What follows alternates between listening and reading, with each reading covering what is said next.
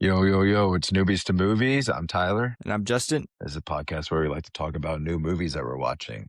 With this week's theme being Matt Damon, kind of aligning. This is going to come out quite after the Odyssey comes out, but we're doing like a Matt Damon and Christopher Nolan back to back weeks, just in light of like the Odyssey coming out and being the biggest movie of the year, if we're being quite honest, and the summer by far. But yeah, before we get into that, we'll just talk about what movies we've been watching lately. If you want to start off, Justin. Yeah, so not really a movie, but I've been watching a show. I kind of binged the hell out of it this week.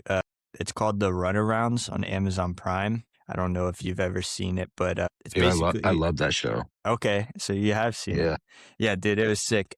Definitely a little corny. Like it feels like, high school TV show, but I love the music in it. I think the music's really great, and I think the songwriting aspect of it is a really cool plot line. I found out that it got canceled, so that kind of sucks. Yeah, I was But really pissed when they canceled it so early too with it, dude. I was so pissed. I know. I was like kind of looking into the band too, and they only have like 100,000 followers on Instagram and stuff. So I was like, dang, people must have really not watched this when it came out. Normally something like that would really blow up, you know? I think like the Outer Banks or something of that nature. You know how Well, that blew up. the band I started know. because Yeah. that the creator of Outer Banks hired them, and he's the same creator of this show, Yeah. and like hired them to play for the Outer Banks show, and then they're like, all right, let's create a show out of you guys. Yeah, dude, I really liked it when it came out. I started listening to the music right when it came out too, because I think they're really good for their age. Yeah. The drummer is actually insane though. He's Like the nuts. drummer, dude. I was like, all right, everyone's like decent. The drummers are the same. Yeah.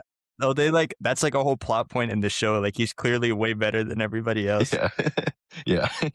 It's so obvious. Yeah. But no, they're really good. I mean, they have like a backseat lovers kind of vibe, even like a little bit of Cage the Elephant, which is like right up my alley. So yeah, I've Mhm. been listening to their music like crazy this week too. Yeah, yeah. No, dude, that's crazy that you brought that up because I think I watched it within the first week it came out, and then they decided within a week they're not renewing it. And I was like, what the fuck, man? To be fair, like the story, I see why they ended it. Like now they're Yeah, like a band and now they're signed. They like make their own music. That's yeah. just the end of the TV series part of it. It would just turn into like the Outer Banks where like every other season's just not gonna be as good as the first. Yeah. So, but yeah. Well, awesome. So I've been watching a lot of movies like usual. I could go into all of them, but I'm going to save some because I watched 10 Matt Damon movies this week. Kind of tired of his face. But so I'll get into that right before we rank his performances. But I'll go over 5-star movies that I watched. So 3 of them being rewatches. The first one being the drama. I rewatched it. And originally I had it at 4.5. And on a rewatch, I was like, yep, this is my favorite movie of the year so far. What's it on now? It's HBO. Okay. I'm gonna watch it. Yeah, I like it so much. I heard some people either really like it or they really don't like it. Yeah. I think the camera works insane with it. I like the script. I think the two performances and playing off each other is perfect with how it goes. And like it just feels like such a small story, but it's all set in New York and it's right up my alley. I really liked it. Cool. The second 5-star movie, this was a first time watch, was Mulholland Drive with David Lynch. We're actually planning on doing this in the podcast way in the future. So Justin, that would be on the foresight for you. But I've been wanting to watch this forever and I had time. So I was like, you know what, I'm gonna watch this. And I didn't think I was gonna like it. It's super cool. And I don't want to spoil it too much for Justin, but 5-star movie for me. It moved it into top 20 of all time for me. That's how much I liked it. Jeez. Another 5-star movie, a rewatch, was Brokeback Mountain. I originally had that at 4 stars, but on the rewatch, I was like, all right, this is like a kind of a perfect love story kind of movie, but like a tragic love story. Hmm. And then that kind of leads into another rewatch of Titanic that is also a tragic love story that I rewatched and bumped it up from 4.5 to 5 stars because I was like, this is like one of the best epics I've ever seen, and moved it from like 60 on my list up to like top 15 because I was like, it's so nostalgic for me as well, but really great epic movie. And then the other 5-star movie being Emily. It's a French film that's set in Paris about this woman that's like going through like a coming of age kind of thing, but she's like going out of her way to help people with their lives. But she is a shy girl and she's trying to like step out to make her life better at the same time. And have like a romantic, so it's got like a rom com feel to it as well. Dude, this movie is right up my alley in a lot of ways. It was fun. The cinematography is so unique. It's like Fantastic Mr. Fox a little bit in the way of like how whimsical it is as well, and like how free spirited it feels. And it's like a move. The movie makes you feel like you're getting a hug afterwards. And I don't think many movies have made me feel that before. It's like an instant rewatchable for me. Yeah, I liked it so much. I know you were texting me about that one. You were really excited when you saw that, so I'll have to check that out, especially comparing it to Fantastic Mr. Fox. That's one of my favorites. Yeah, just like the whimsical nature of it all Yeah, and the way that it's filmed, it feels a lot like that. yeah. Very, very similar. Two other movies that I'll just shout out that I really enjoyed, but not quite 5 stars for me was The Last. Oh, no, that's a Matt Damon movie. I'll wait for that. Jojo Rabbit. It's a movie about a German little boy who has like his imaginary friend is Hitler. And he's like, it's during World War II and it's set and they're like harboring like a Jewish little girl, but he's in Germany. He's in Berlin while this is all going on. And he's grown up with Nazism. But it's like a comedy at the same time. Yeah. Quite a unique movie. And I really liked some parts of it. Some parts I thought weren't the best, but then some I really liked. I think it's quite an interesting watch that I recommend to check out just because it's just a unique movie. Taika Waititi's the director Yeah, and he plays Hitler.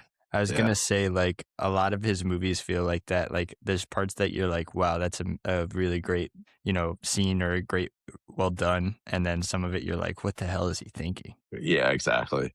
And then the other one is I Swear. It came out technically last year in the UK, but for the US, it came out this year. So it's another 2026 movie. And it pretty much just shines a light on Tourette's syndrome. And it's about this guy that goes through it. And it kind of just shows his story through him, like his childhood up and how he was like pretty much like people judging him, bullying him. He almost died because he had Tourette's and he said the wrong thing to the wrong people and they didn't believe him and stuff. But then they like really wraps up really nice. I really liked it. Really nice story. And then as well as like the actor does really well, even though he doesn't actually have Tourette's, like plays it really well. But yeah, Cool. a lot of movies lately. You've been grinding, man. Yeah, dude. Awesome. Yeah. Cool. Yeah. So this week is Matt Damon himself. He himself is kind of a meme to where like SNL like did like a skit with Matt Damon where they just like the skit was he was the host and he walked up as like the doctor or he walked up as a patient and then the doctor was like, my name's Matt Damon. And then everyone was like, my name's Matt Damon. My name's Matt Damon. And there was like 10 people saying I'm Matt Damon or like, and it was very funny just as like a meme of like the name itself. What do you think of Matt Damon when you first see him? I gotta bring it up. It's like trending on Reddit and Twitter this week. Somebody asked the question, how many billions of dollars are we going to spend to try to get Matt Damon home? Because that's all his characters do. They said basically Saving Private Ryan, Dogma, Interstellar, The Martian, and now The Odyssey, just to name a few. And I'd argue really The Talented Mr. Ripley, which we watched this week, is about them trying to send him back home. I don't know if he really wants to go home, but yeah, Matt Damon's super cool. Obviously, one of the biggest actors of our generation. He's just in everything, right? He's putting his name out there and everything, which we'll dive into his specific filmography later on. But yeah, you can't really go far without seeing his face anymore. Yeah.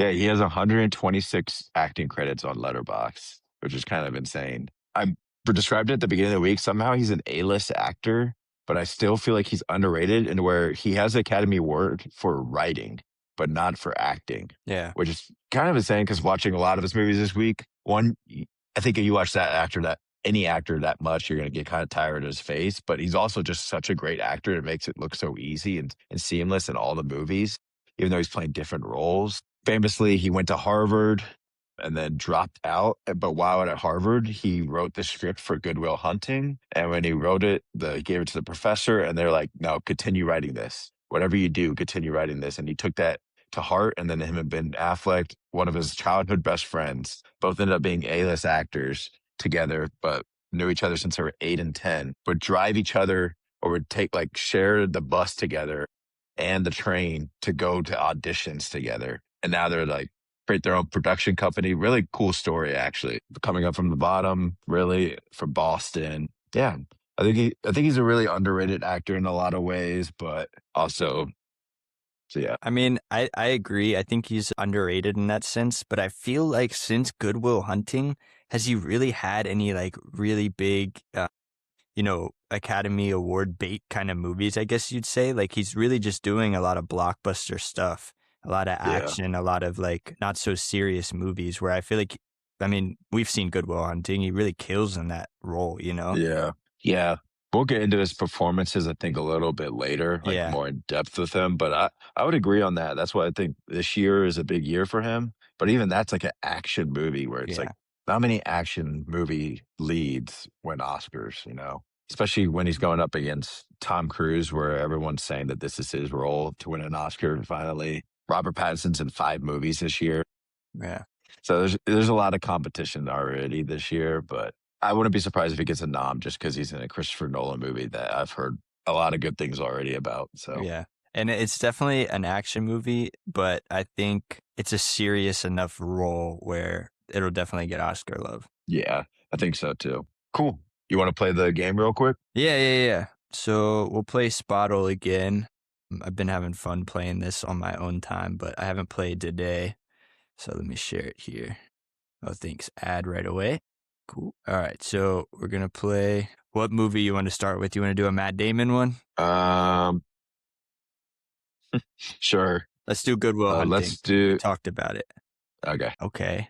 It's close to an 82 score, and then it's close to 1997 with no actors or directors. We're going to try like an action What does movie. black mean again? It's just not close. So it's not even close to rated R. Yeah. It's probably PG. We could do like Toy Story. Oh, Toy Story So I'm was later. thinking maybe. Toy Story was later. When was The Lion King? Probably right around then. Let's try it because that'll at least help us with the rating.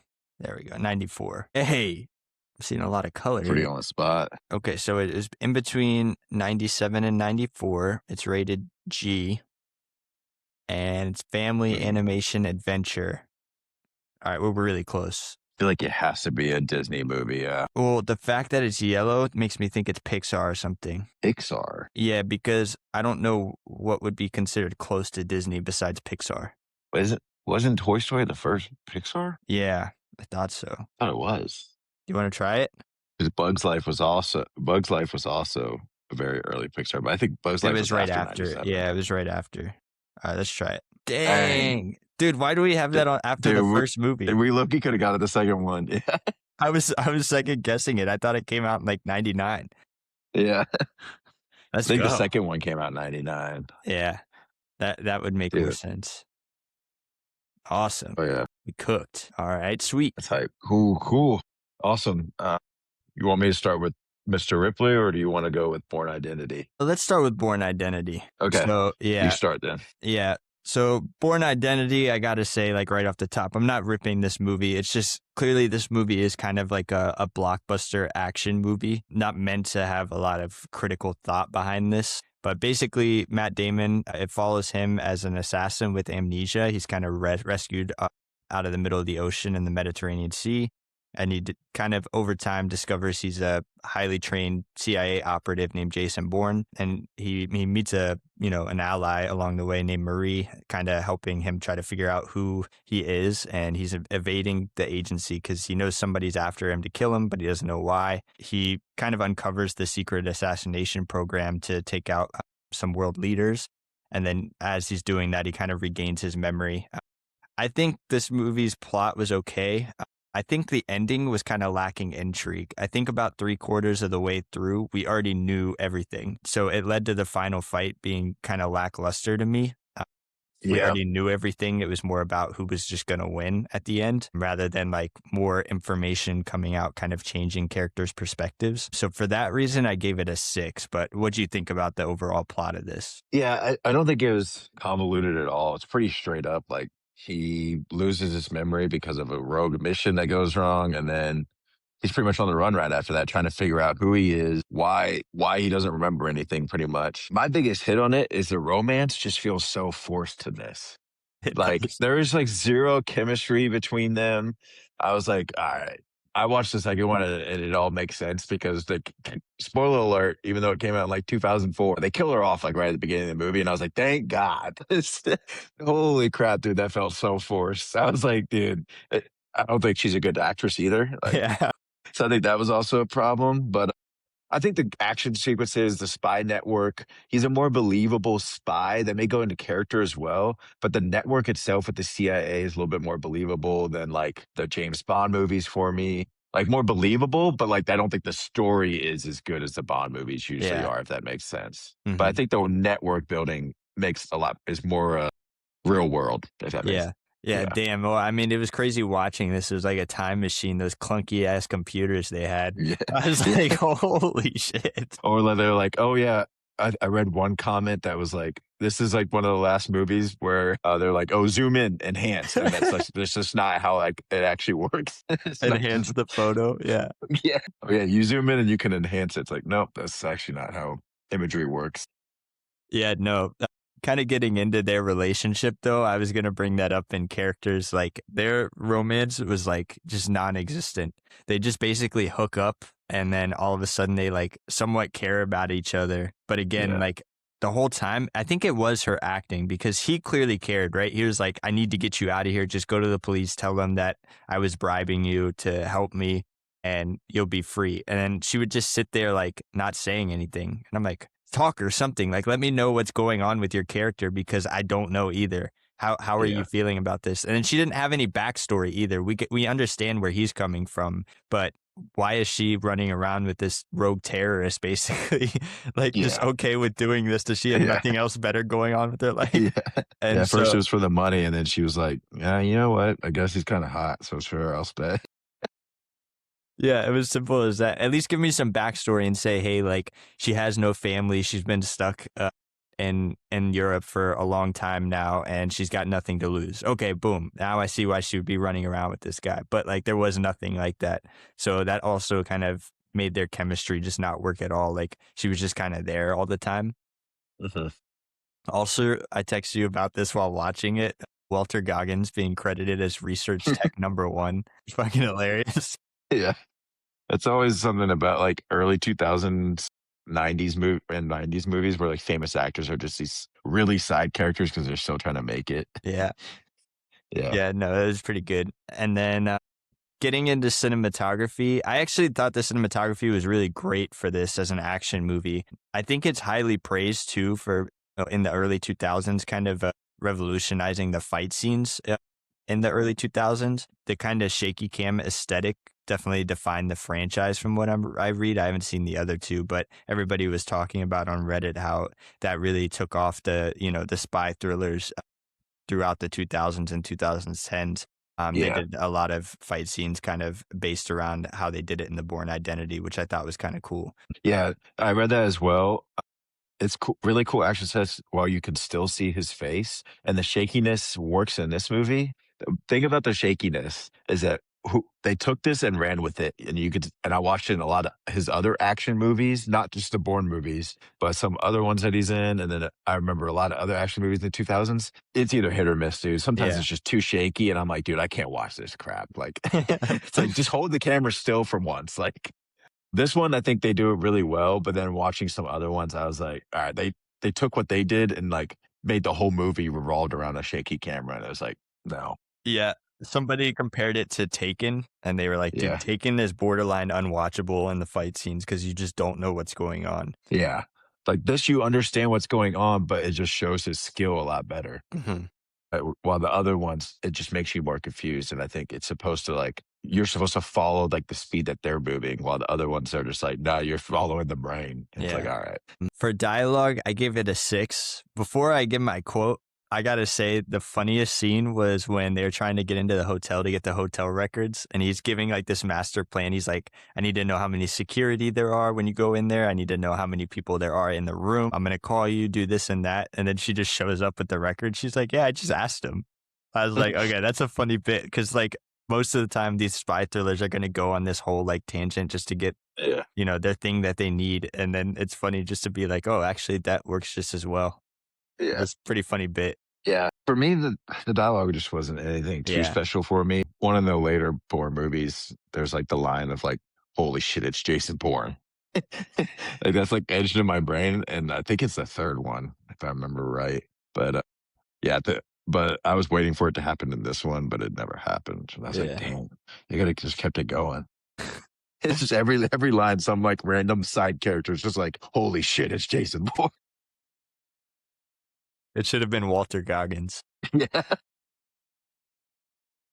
No, my favorite line was when he was still trying to like understand. He was talking to Marie and he said, I can tell the license plate numbers on all 6 cars outside. I can tell you that the waitress is left-handed. Now, why would I know that? How can I know that and not know who I am? So he's just kind of trying to understand why he has all these like really high skill level things, except he can't figure out why. Like he knows he is somebody and he's really good at this stuff, but he just can't figure out why. That was one of my favorite parts of the movie, is just him trying to understand why he's good at all these things. I think they Yeah. should have played into that and leaned into it a little bit more. Yeah, definitely. If reading into it is because like part of your brain remembers like the skills that you have, and Yeah. another part remembers your like memories. Mm-hmm. And it's like a quite distortion between like memories of like your skills and but like skills just being in depth. And that Yeah. just shows how highly trained he was beforehand. And then set design, I gave it a 6. Dude, this movie had that 2000s gray. It was really Yeah. gray. But I did like that it was pretty like realistic. Like nothing, even though they were in Paris and a lot of nice places in Europe, it wasn't like done up. It was like intentionally just like, hey, yeah, this is what it looks like in the real world. Not like we kind of talked about with Bond, how it's kind of overblown, right? Things are kind of out of proportion. Mhm. This was very just like how it would be in the real world. He was on the run. He was living in a lot of bad, cruddy hotels. Like nothing looked spectacular. The spectacular elements were supposed to be him as a character, which was done well. Yeah. Yeah, it's quite interesting to compare it to like some other actions like like John or franchises like James Bond, the Mission Impossible ones, and as well as John Wick, to where each one the set pieces are quite different, and this one is by far the most realistic because they like to play up those other sets Yeah. to be more fantastical, which I think was like pretty cool, especially like him hopping out and then he does his own. This is part of the acting, but also kind of gets into set design where he is actually doing his own stunt work. And it's pretty obvious that he's doing his own stunt. Yeah. I mean, it was pretty well done stunt work, too. I mean, I think, like we talked about, all the fight scenes were pretty well done. And so, kind of getting into that with the acting, I gave it a 6. I think he was a real standout here, but I think the cast around him was pretty lackluster. Hmm. Nothing special going on for anybody. I know a lot of the other people were CIA agents and their backgrounds were kind of just intentionally left like ambiguous and their motivations ambiguous. But I think he was the real standout here. Yeah. No, yeah, it's Damon's movie takes it over, but like the second leading character was just like the worst actor in the movie. So it's like Yeah. it's kind of hard to rate it well after that. But Brad Pitt was like turned it down. He was offered it and he turned it down, which I thought was interesting. I think it'd be quite a different movie. They ended up doing Oceans together. But yeah, I feel like Damon fits it a little bit better. But this is coming at a time when Damon was kind of viewed as like, I mean, Good Will Hunting, you got Saving Private Ryan, you got Mr. Ripley. None of those give off action stars, you Yeah. know?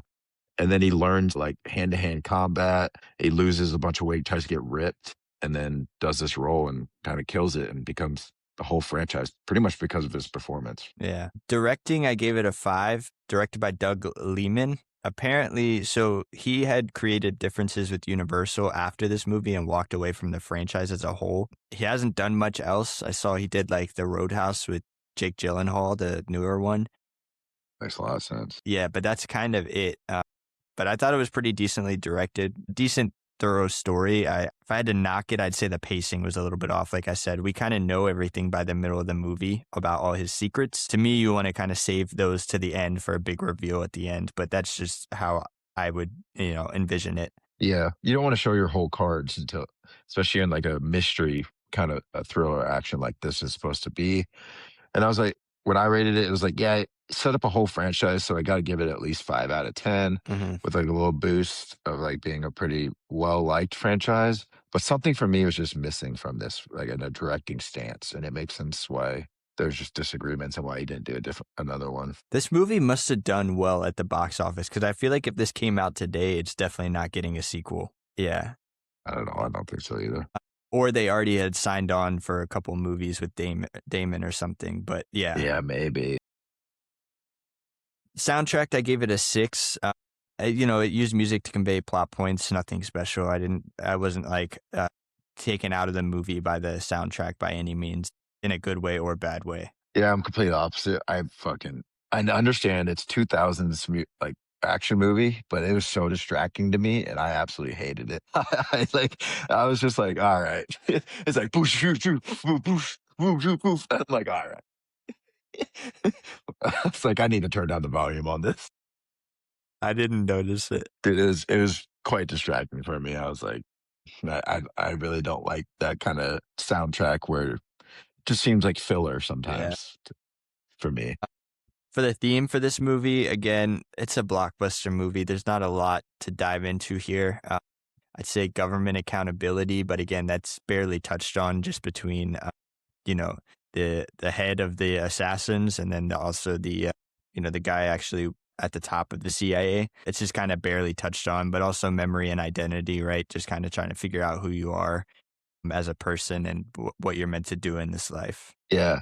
What I really like about some of the Mission Impossible movies is that it's all revolved around finding your identity as well, but I think they're drawn out a little bit better. That's what I'm missing from the themes in this movie, and why I only gave it a 5 was because like the main theme is trying to find out who you really are and like who you are true to yourself, but it's just not drawn out enough. Like he doesn't talk about it enough. Nothing's revealed enough about it, like about his character. So for me, that was just what was missing. Yeah, and it's like they almost started to, right, man? When they went to the what was it, her friend's house, and they were staying there, and Matt Damon was like playing with the kids, and it ended up being the reason he didn't assassinate that world leader was because he had his son and all his kids around him when he was asleep. And it's like, okay, what's that about? I don't know if they dive into that in later movies. Does he have kids? What's his connection with kids? Why is he, why did he not kill this guy he was trained to kill because of kids? Dive into that more. Give me a story that makes me feel a little like heart shaken for this guy. Yeah. I watched the second one recently. I've probably watched the other two with Damon way back, but I don't remember the plot lines of those ones at all. But the second one gets more into like a revenge because they kill the girl at the beginning. But that was the other thing. I was like, I don't know where you go from here at the end of this movie. Like it's like happy ever after. So I think it's because they didn't know if it was going to continue or not. Yeah. They wanted to leave it open-ended enough to where they could open it back up. Kind of feels like a James Bond thing, Yeah. Most James Bond movies end and you're like, I don't know where they go from here, but then they just reintroduce him into another scenario. Exactly. Much. Yeah. Editing, I gave it a 6. I thought it did pretty well, especially like we talked about with the action sequence. Pretty rapid cuts and movements.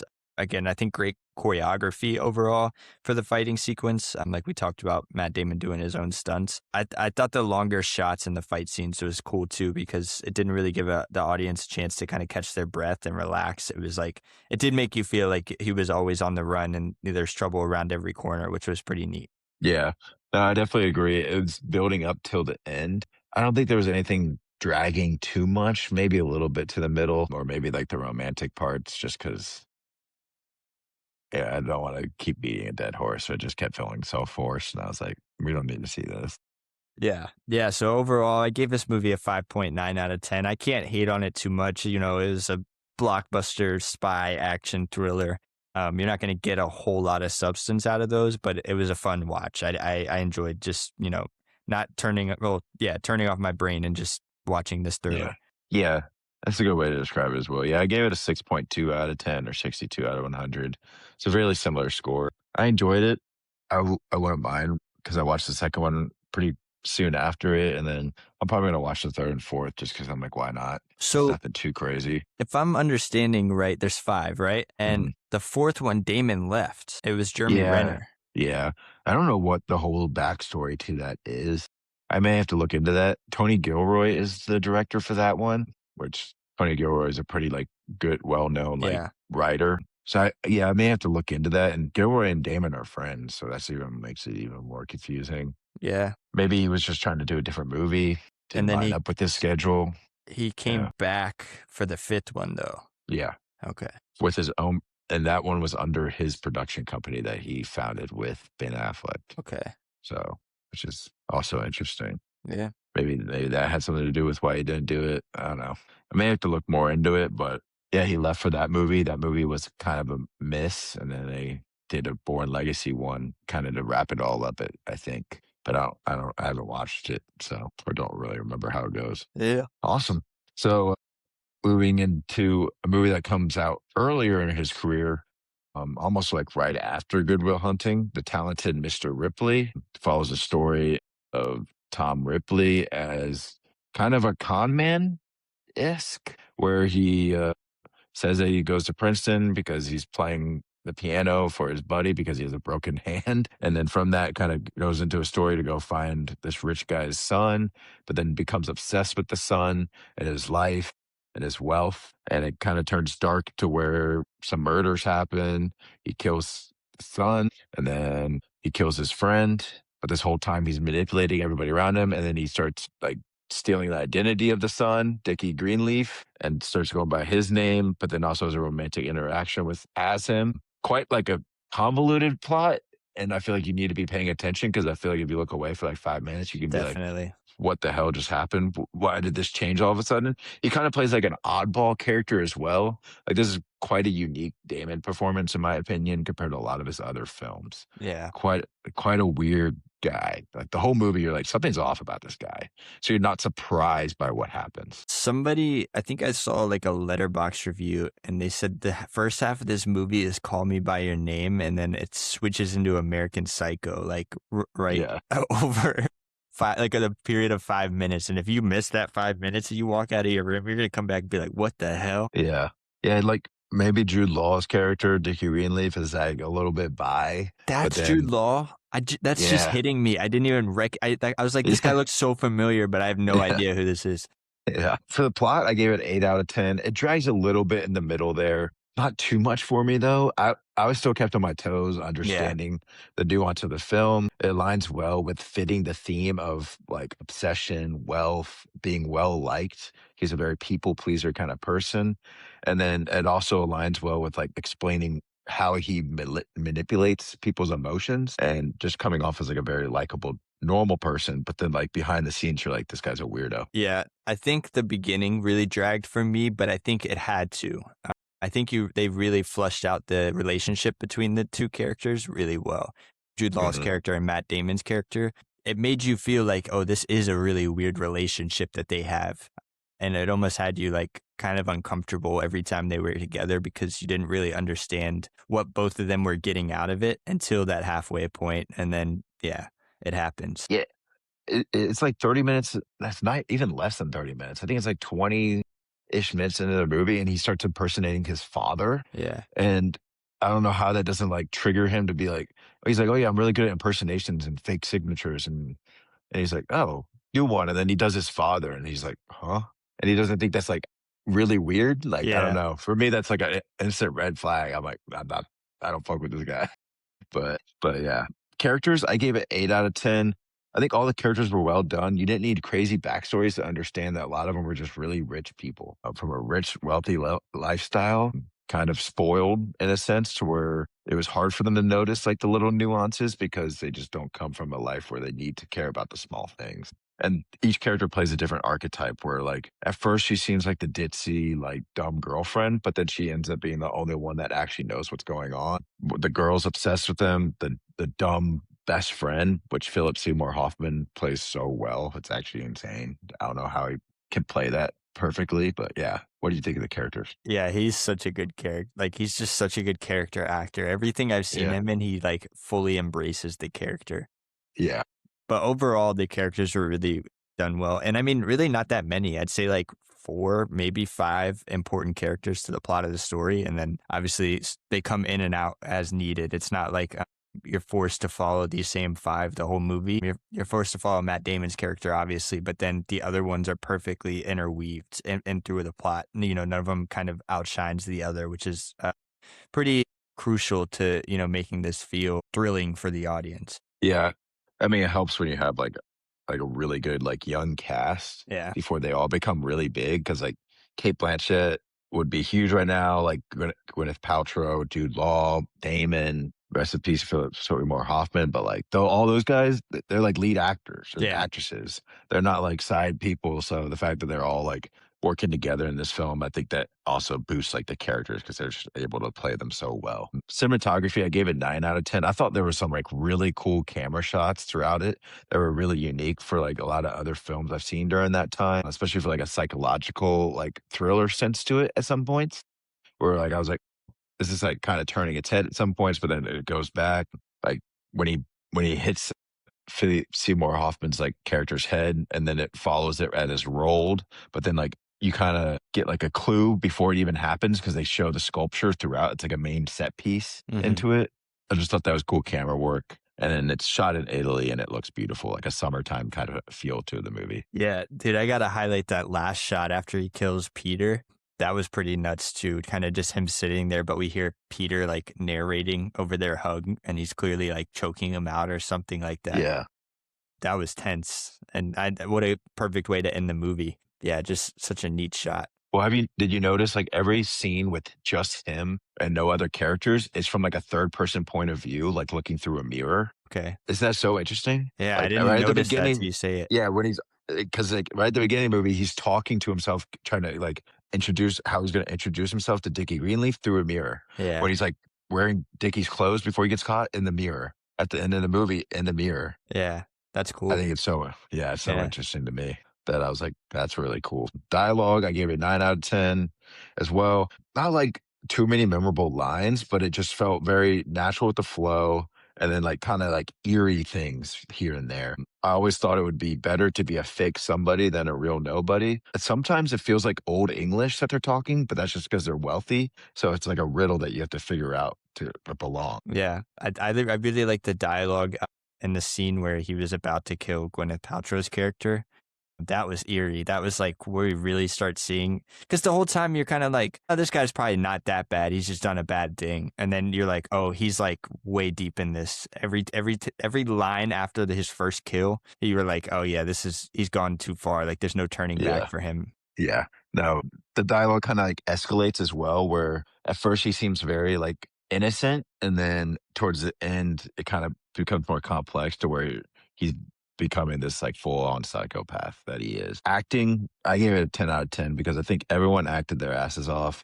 The fact that Damon didn't get an Oscar nomination for this one, we may get into his performances, but this is an all timer for me. Great support into it. DiCaprio declined it. It was offered to him first, and I was like, this is a very DiCaprio-esque type Yeah, of I was role. gonna say that feels like DiCaprio. Yeah. They end up acting along each other anyways in The Departed. So Jude Law was a really big standout. Some like, but they all stand out in their own ways. But Jude Law, just shout out to him as well. Really, really good acting by him. Yeah, not to bring up, a different movie while we're talking about this, but this role really feels similar to The Departed for Matt Damon, like an innocent acting person, but really with some dark, dark Mhm. motives, which was so interesting to see that again after we watched The Departed on this show. I really felt like that was the same character for him. Interesting. I see it a little bit more nuanced just because of the weirdness Yeah, takes that he does compared to The Departed and any other movie that I've seen with him. He doesn't really do weird takes like that. Either he's like a weird character the whole thing or like that kind of archetype, but this one he's going back and forth. Normal, psycho, and then like just weird. yeah. It's which I think is quite unique. And then soundtrack and effects, all I gotta really say is I fuck with the jazz. I gave it a 9 out of 10. I texted you. I said, me and Mr. Ripley got a lot in common. We both like jazz. That was before I realized this guy was a psychotic thriller Yeah, killer. yeah, So yeah. it's just clearing the air there. Yeah, I mean, he really didn't like jazz at first, and then he did because Dickie Greenleaf did, and Yeah, then he's like, exactly. I just like what you like." Just pretty much like copying him. I think that's what Dickie like really picked up to it, and that's what he was getting after when they were on the boat was like, "You're just copying what I like. You don't actually like your own things. Yeah. You never bring that." Set design kind of goes hand in hand with what I said about cinematography, but the Italy feel of it was all set in Italy, other than like the New York scenes at the beginning of the film. And it feels big but also small at the same time, which is quite unique for that. Like small town Italy, but then like you goes into like big houses and stuff that makes it feel a little bit bigger, but then they go outside and it feels small. Yeah. Really cool set design. It looked cool. It looked like Italy. It felt like a summer in Italy. And I think that's what the movie did so great. It's like, well, of course, I wouldn't want to go back to the US either. I'd be living on the beaches of Italy, jet skiing, having the time of my life. And then, just to take such an eerie twist was, and such a beautiful place was neat. Hmm. Yeah. The directing, I gave a 9 out of 10. Really cool adaptation from the book. I haven't read the book, but I heard this was like a way better adaptation than a previous iteration of the movie. And their Netflix came out with a show in 2020s, and everyone said it was not good. The director won an Oscar for Best Director 3 years prior, but a lot of people say that this is his best movie by far. But yeah, Who was I it? thought it was really. I have to look it up real I quick. can look it up real quick. I was just curious what they won for. They won for The English Patient. I know that, but I forgot the name of the director. Let's see. Anthony Minghella. Yeah, Minghella. Okay. yeah, and he won for The English Patient, which I have not seen. Yeah, I haven't seen that either. For editing, gave it a 7 out of 10. Like I said right at the beginning, where the middle kind of dragged for me a little bit. I think overall really well done and really cool edited shot. But yeah, Yeah, I think it was done really well. I think it was edited in the suspense really well. And then obviously towards the end, he's kind of on the run from everybody. I think that was edited pretty well too. Him trying to get back into his room, but, she can't see that it's him getting in there. The cops have to know that it's him getting in there, not Dickie Green. So it was, yeah, I think it was done well. hmm. And then themes, I gave a 7 out of 10, where it's starts with like the wealth status. He kind of gets obsessed with like being wealthy. He like living that life. He likes that lifestyle, but then he becomes obsessed with Dickie, but to the point where he doesn't want to be away from him. He just becomes shocked about it. And then it turns from like somebody asking him if he is that person, and he just doesn't want to live a different life. And he's so obsessed with him where he becomes him. So big obsession type of thing, like things about it and just wealth. Yeah.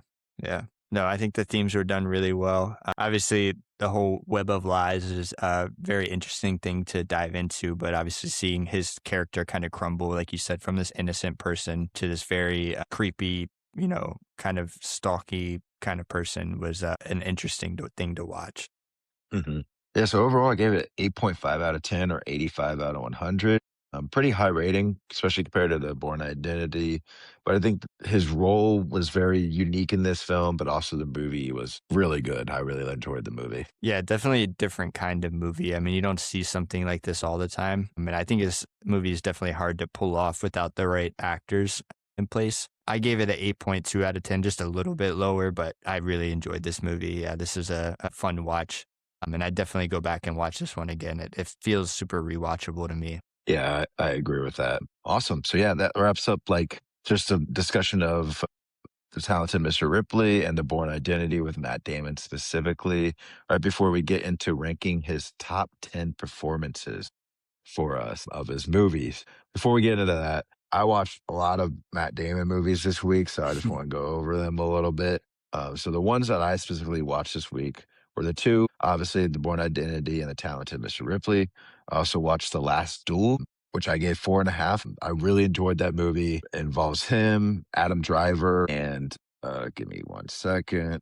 Don't want to get her name wrong. And Jodie Comer. Really cool movie where like it's like follows like these knights during like older English time, but from 3 different perspectives, all revolving around like a case kind of thing that revolves around like them having a duel for their lives, pretty much, between Adam Driver and Matt Damon's character. They start off as friends, but then end up enemies. Hmm. Really well acted by both of them. And I really like the story, because most movies where they come from different, same story, but different perspectives, it kind of gets boring. Shout out to the movie last year with Catherine Bigelow. I forget the name of it, but same story, just 3 different perspectives. And that one sucked. And this one was really well done. So I was like, yeah, that I really like that. Contagion, another 4.5 out of 5 stars from me. Really enjoyed it. Eerily accurate with how COVID went. This movie came out in 2011, and it predicted exactly how COVID would have gone like 9 years later. Everyone was like, all right, they cooked with this. Because it's just about an outbreak and how the world reacts to it and everything. I think I remember watching that in like high school or something. Yeah. But yeah. And Matt Damon plays like the most normal character in it, like the everyday dude, and he makes it look so easy in it. Yeah. And I was like, why would they put an A-list actor as this guy? And I was like, somehow you don't even realize he's Matt Damon. Yeah. Rounders, one of his early movies with Edward Norton, a kind of a gambling movie, nothing too special. Stillwater, 2021, Oklahoma dude trying to get his daughter freed in France, and it's kind of boring, not gonna lie. Green Zone, he's in Iraq trying to see if they have weapons of mass destruction. Hint, hint, they didn't. Born Supremacy, the second one of it, I liked it a little bit better than Born Identity. Mainly because it's just him doing badass things the whole time. The Rainmaker, he's a lawyer in this one, which I don't think he does any other lawyer films. So I was like, oh, interesting. And he Yeah. has a Southern accent in the film. And the side character, the main supporting character, is Danny DeVito as his side lawyer. I actually liked it. I surprisingly liked it. I don't know. I didn't expect to. I was like, "Ah, this looks like super cheesy, but it's surprisingly pretty good. Margaret, he plays a teacher in this, a really minor character in this. It follows this girl who's going through grief after seeing a crazy accident. Interesting movie, really long. And then I watched True Grit, and I really liked True Grit. It was 4.5 out of 5 stars. I hadn't watched it before, and really simple, good Western, and he plays like a side character as well in that one. That one I was trying to get in this week. I was like, I feel like I got to watch that one if we're going to rank his movies. And I just didn't get a chance to watch it. Yeah. Yeah, well, when we get to ranking, it's going to be hard to do top 10. I thought about switching it to top 15, but I was like, We got to get a challenge going, dude. yeah, because I've seen 32 of his films now. So, Yeah. Jesus. yeah, I've seen a lot of Matt Damon, a little too much. All right, let's do it. Okay. How do you want to do it? So we're going to go each pick one, right? Yeah, each of us do like 10, 9, 8, 7, 6, 5, 4. And then if you want to pull up the wheel, Yeah. we could see who gets 10 and who gets 9 and then down, so forth. I feel like we should work a little bit more collaboratively so we can get like a good list. Yeah. Yeah, because I'm going to need We Bought a Zoo like top 5 at least. All right. Nah, dude, it's there. Don't hate. We about to see. Fucking love that movie, dude. All right. 5 out of 5. The wheels spun me, so I don't know what that means. That means you get 10 and then Okay. 9, 8, and then, yeah, then you get 8, 6, 4, 2. Bet. All right, number All right. 10. Before we start, you haven't seen the Ocean movies, right? No. All right. We'll see how this list goes. Trust, big dog. This is going to be a great list. All right. Number 10, since we're ranking his performances, I feel like I want to Yeah. put this on here, but again, such a small role in the movie. I'm going to do number 10, Saving Private Ryan, just because the movie's not, I mean, it is centered around him, but he's not, in the movie all that much. I still think it's a really good role for him, especially the few scenes he's in. Yeah. Yeah. I mean, it makes sense why you want to put it in there. This isn't even personally in my top 15. Shit, man. You better make some room for We Bought a Zoo then. We're not putting We Bought a Zoo in this list. Yes, we are, man. No, we don't. I love that movie. At number 9, I'm going to put this movie. I think you've seen this movie, though. No, yeah, I'm going to put Invictus on this at number 9. I have not seen this. Okay. Thank God I'm put it here then. Invictus, a movie about South Africa as they're going through, like, Nelson Mandela is starting to be the president, and Matt Damon plays like the head of the captain of the rugby team. He has a South African accent. Apparently he worked on it for a whole year before starting acting, because Clint Eastwood famously is a one take person. He doesn't do multiple takes of shots. So he was like, I only have one take to do these accents perfectly. And he did really well in the movie, really inspirational. I just don't think it should go anywhere near the top 5, but still a really cool role for him. Yeah. Okay, cool. Number 8, I'm going to take Air. I don't know if that's too early. I really like Matt Damon's role in this movie. I think he really dove into the character, and I think it's a great story, especially the relationship between him and Michael Jordan's mom. I thought was some of the best acting scenes I've seen from Matt Damon. Yeah, I think Air is good. I have this pretty low as well. I mean, it's just not fair to like compare just because I feel like a lot more. Yeah. So it's just like I've seen some of his older different roles. I do think it's a good role though for him. He's like the center of the movie as well. Hmm. So it's like kind of a crucial role of the film. And I feel like we're getting to that category, like this part of the film where he needs to be like either the center or like playing hand in hand with someone else. Yeah. With that being said, at number 7, I want to take the entire Bourne franchise. I'm not taking one of. I think the whole Bourne franchise should go at 7. Okay. Just draft a And character. you know what? We can get hurt for that. Whatever. We're not picking one of the movies. We're picking him as a character as playing James Bourne. He's really known for it. But again, he's playing multiple in the same film. It's not like he's doing nuance within these different films. He's playing the same guy. Yeah. So that's why I think it's fine to take him at this. Cool. Cool. Um, I'm I gonna. think there's a clear top 6, but I think you've seen all of them except for one. So I think you got this. All right, number 6. I'm taking We Bought a Zoo, baby. No, Vita. I'm just playing. I'm gonna take Ford versus Ferrari here. All right. Yeah. There we go.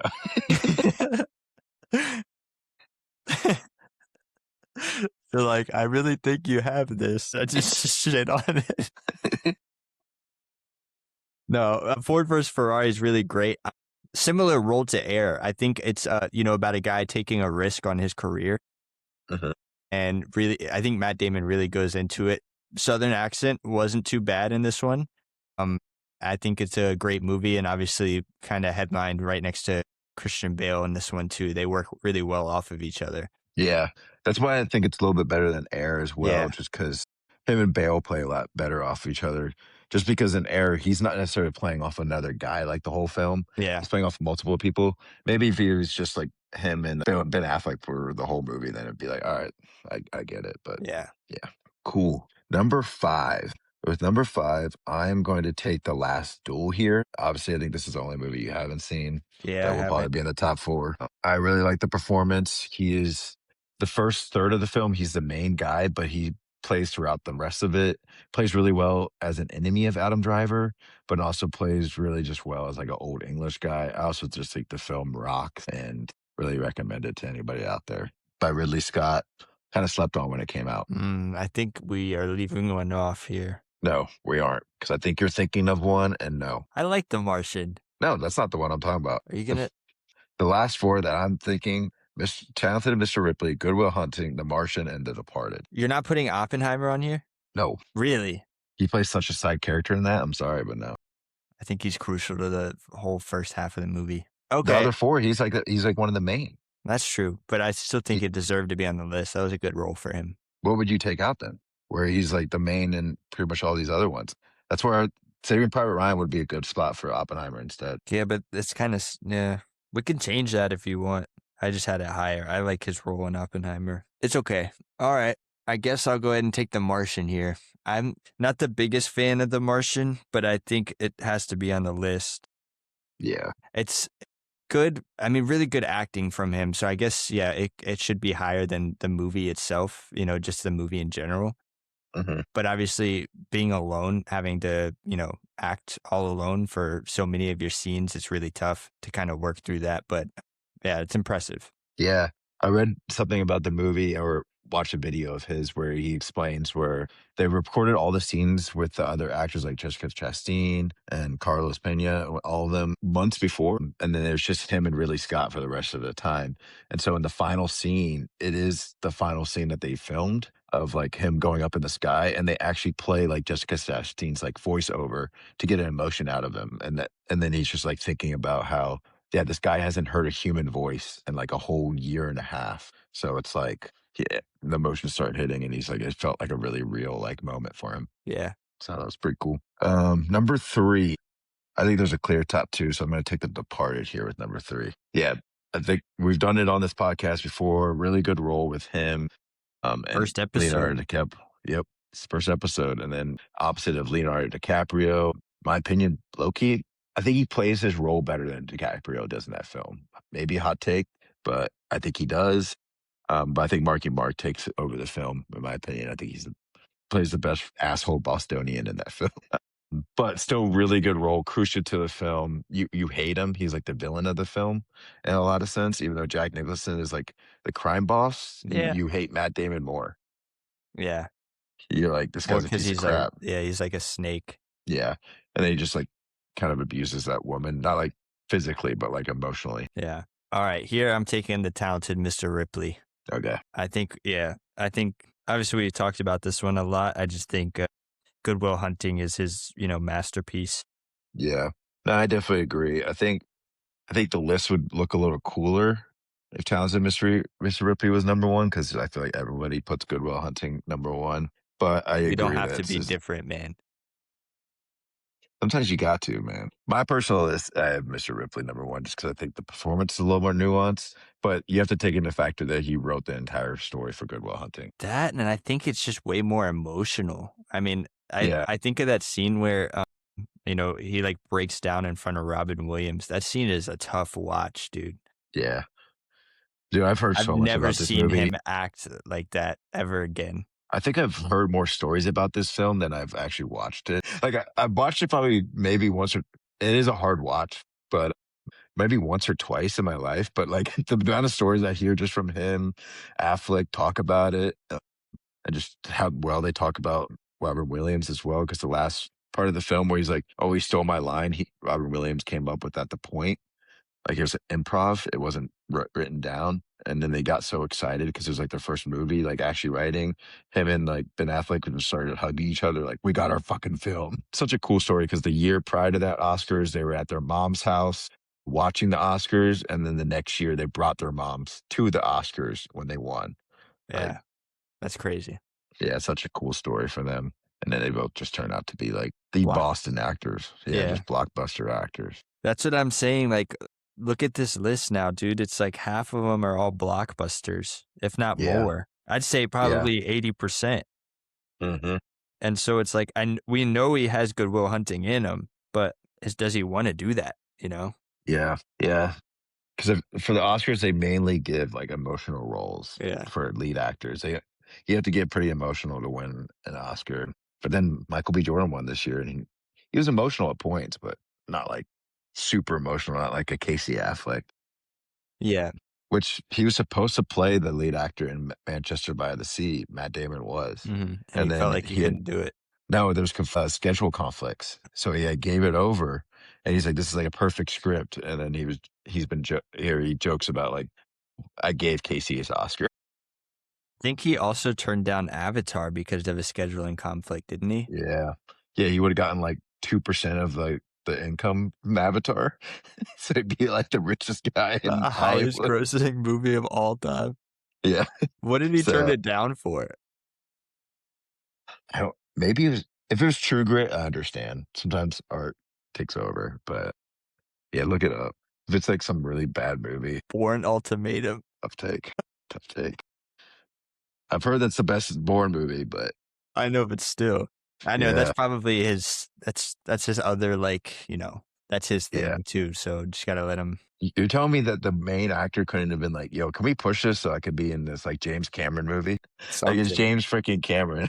Like, oh Yeah, for man, real. is what it is. Do we want to swap out Oppenheimer with Saving Private Ryan? Leave it in. Leave it in. All right. My personal list, I had the Ocean's films at 10, Contagion number 9, but then I had Oppenheimer at 13, True Grit above that. It's just hard when you're like ranking like lead films and then him Yeah. playing with people. Yeah, I know. I was kind of balancing out my number 2 between Oppenheimer and We Bought a Zoo behind Goodwill Hunting. So it's just kind of like, it's a lot to dive into when you Yeah. kind of look at how important he is to the plot of the movie. He was the one that bought the zoo, but He bought the zoo, so it's like you kind of got to put that up there.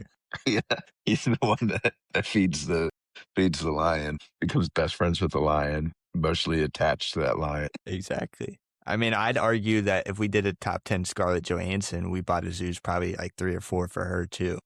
Sure. I forgot that she was even in that. That says anything. All right, so top 10 for him, we put number 10, Saving Private Ryan, number 9, Invictus, 8, Air, 7, the entire Bourne franchise, 6, Ford vs. Ferrari, 5, The Last Duel, 4, The Martian, 3, The Departed, 2, The Talented Mr. Ripley, and 1, Goodwill Hunting. I'm having Madison edit in an honorable mention at the end for We Bought a Zoo, just for the Oh bit. yeah, yeah, just for the bit. Maybe add in like he does like or Euro Trip as well. Add in Euro Trip as honorable mention. Have you? I don't think you've seen it, but I like have it. he plays like a lead singer of like a punk band, and he just sings about like stealing this guy's girlfriend, and he's like bald and like has earring, and this comes out in like 2005, and That's everyone's like, great. "What the fuck is Matt Damon doing?" He's like plays like a high school kid. Somebody gave him the wrong script. It's like such a random funny role. It's kind of like Tom Cruise and Tropic Thunder, where you're Yeah. like, what are they doing? They were just bored. Cool though. Yeah, that wraps up like us talking about Matt Damon before the Odyssey comes out. Yeah, Sick. gonna be a sick movie. I'm excited. Thanks for listening this week. We have our 1 year anniversary film or episode coming out in the near future, so look out for that. But yeah, see you guys next time. See ya.